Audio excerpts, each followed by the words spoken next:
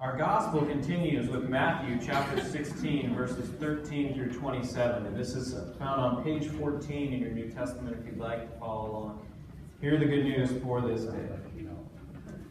Now when Jesus came into the district of Caesarea Philippi, he asked his disciples, "Who do people say that the Son of Man is?" And they said, "Some say John the Baptist, but others Elijah, still others Jeremiah, or one of the prophets." Jesus said to them, "But who do you say that I am?"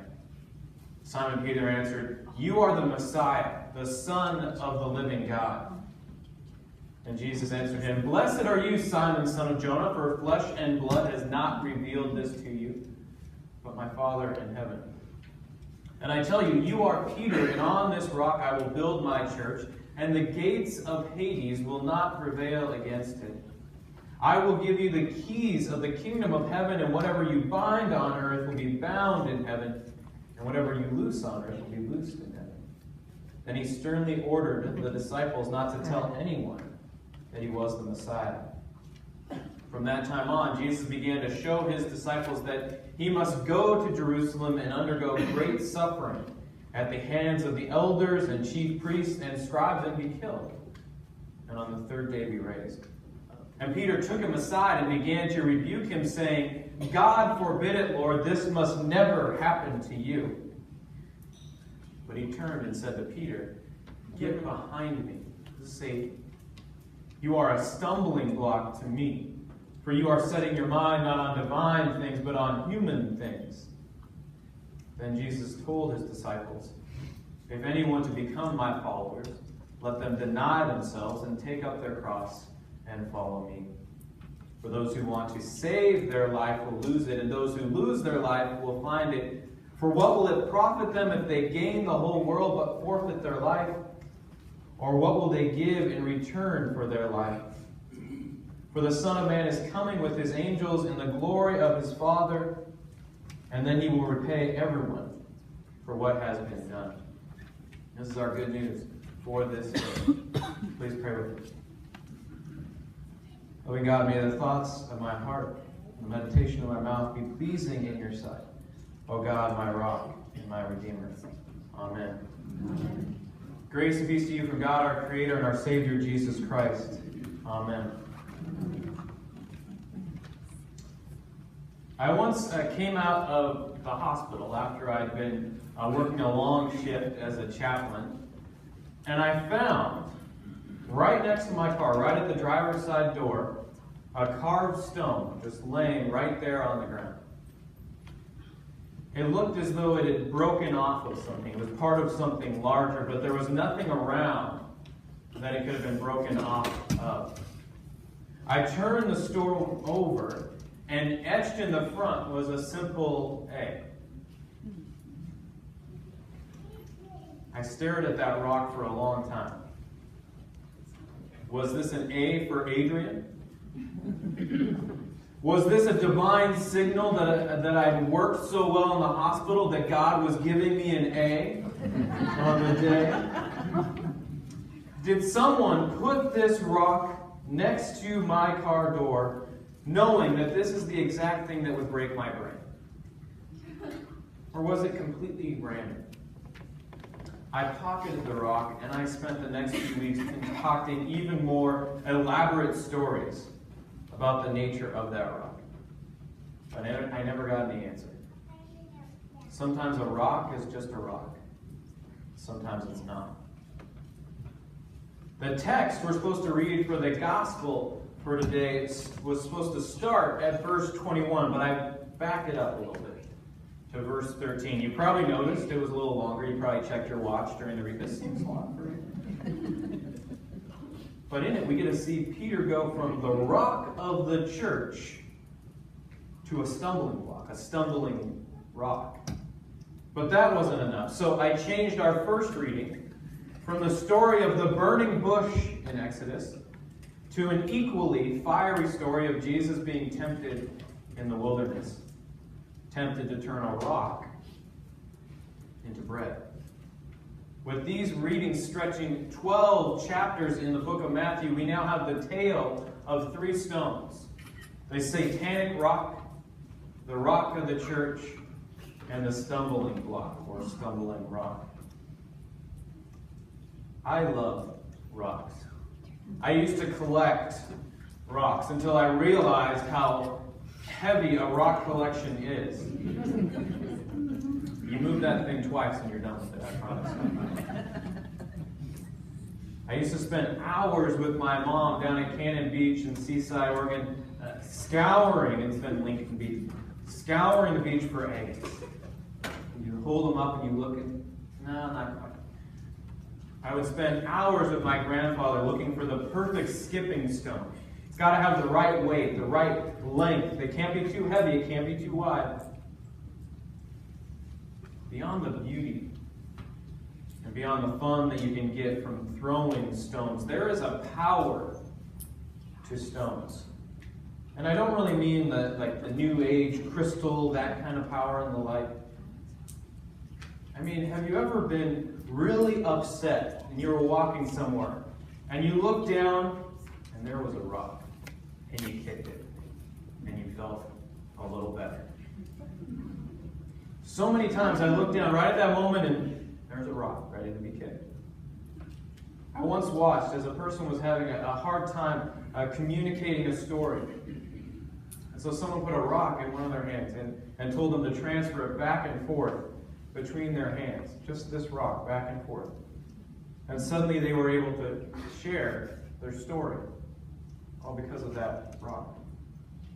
Rocks are earthy, tangible, solid, real, when so much of our world is digital, ephemeral, temporary, manufactured beauty. We pave over rocks. Sorry, new parking lot, I still love you. But we landscape away the ugly rocks. People will spend thousands of dollars taking away ugly rocks to replace them with prettier rocks. Better rocks. We want everything so polished and perfect and safe and easy. And yet there's so much meaning and power when things are not perfect. When things are not smooth, not easy. There was a movie that came out in the 90s called State and Main. It was where a big-time movie is to be filmed in a small town. And so the big-time movie stars and directors descend on the inhabitants of this small town, and hilarity ensues. At one point, Philip Seymour Hoffman, he's a top center there. He is the writer of this film. He's playing the writer, acting as the writer of the film. And he catches a fish hook in his finger. And one of the local residents, she's bottom, second from the right. She fixes up his finger. And once she fixes up his finger, Hoffman says, "Good as new." But she corrects him. "Better than new, because now you have a story." Our two gospel readings are really about this one thing. The human temptation to keep things safe and easy and new. And the real world demand that we walk down the difficult roads to grow as people, and in doing so, we make the world a better place. If we look at our first stone, the stone that could have been bread, we hear this loud and clear. Then Jesus was led up by the Spirit into the wilderness to be tempted by the devil. He fasted 40 days and 40 nights, and afterwards he was famished. The tempter came and said to him, "If you are the Son of God, command these stones to become loaves of bread." But he answered, "It's written, one does not live by bread alone, but by every word that comes from the mouth of God." The tempter says, you don't need to fast. You don't need to starve yourself. You don't need to go hungry. You are the Son of God. Enjoy this beautiful vista overlooking this desert while you munch on stone bread. It sounds like good advice. We've all done it, right? We pack up a bag, we go sit somewhere, and we eat our meal. What could be wrong magically changing a rock to bread. We have to ask ourselves, why was Jesus in the desert in the first place? Why was Jesus fasting? Part of it was tradition, part of it was the nature of being a prophet. But the other part is something that we too can experience. When you strip away everything and you have nothing, you start to understand what you really actually need. What the world really actually needs. And then how you can accomplish it. Without this hard time to figure out what was important, could Jesus have weathered the garden where he prayed that the cup would pass him by? And the answer of no, coming back to him. Could he have weathered the temptation where Peter, the rock of the church, would ask Jesus to be a safe, royal, military leader rather than the leader we actually need? But that's one stone too many. We're getting ahead of ourselves. From the desert wilderness to the lush spring-filled lands of Caesarea Philippi, we find another stone, the stone, Peter, the rock of the church. Now, when Jesus came into the district of Caesarea Philippi, he asked his disciples, "Who do people say that I am?" And they got it right. From top to bottom, people got it wrong. But he says, "Who do you say that I am?" And Simon Peter answered, "You are the Messiah, the Son of the living God." And that's when Jesus does a spit take. Peter, a disciple, getting the right answer? That's fairly unheard of. "Blessed are you, Simon, son of Jonah, for flesh and blood has not revealed this to you, but my Father in heaven. And I tell you, Peter, on this rock I will build my church, and the gates of Hades will not prevail against it." The rocks of our lives, the foundations of our lives, are usually simple things. A spouse, a partner, a sibling, a lifelong friend, a job that gives us our identity, a God that we can fall back on. Everyone's rocks are a little bit different. But it's that touchstone we need when the winds start howling and lightning's shooting across the sky. We need that place we can come back to and say, "Oh yeah, that's who I am. That's what I am. That's whose I am. And I will make it through to the other side." For once in the gospel, Peter gets it right. And since Jesus doesn't give out gold stars, he gives out the next best thing. You are the rock of the church. Or potentially, more importantly for our lives, that statement that he made is the rock of the church. You are the Messiah, the Son of the living God. The Messiah is an anointed one who will set us free from all that is trapping us to this earth. The Messiah is the one that comes from the living, active, useful God, not from a dead one. And people in that time period knew all about the unhelpful, dead gods. It's interesting that they point out Caesarea Philippi as the location where he makes this statement, because there's something else in that area that we know about. Something actually a little more famous than Jesus going through it. Does anybody know what this is? I'd be very surprised. It's the Grotto of Pan, the half-goat god of fright. He's often depicted as playing the flute, but he's generally never helpfully playing the flute for you. People would bring sacrifices starting in the 3rd century to appease Pan at the Grotto of Pan. But did Pan actually care, dead or alive? Did he actually make their lives better, dead or alive? No. But now with Jesus, we finally have a rock, a Messiah, the Son of the living God, that actually cares about us, that knows what it's like to be us, and is willing to die for us. And that is our next stone. From that time on, Jesus began to show his disciples that he must go to Jerusalem and undergo great suffering at the hands of the elders and chief priests and scribes, and be killed, and on the third day be raised. And Peter took him aside, began to rebuke him, saying, God forbid it. This must never happen to you. But he turned and said to Peter, Get behind me, Satan. You are a stumbling block to me.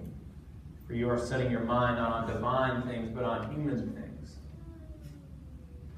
From satanic rock to rock of the church to stumbling block.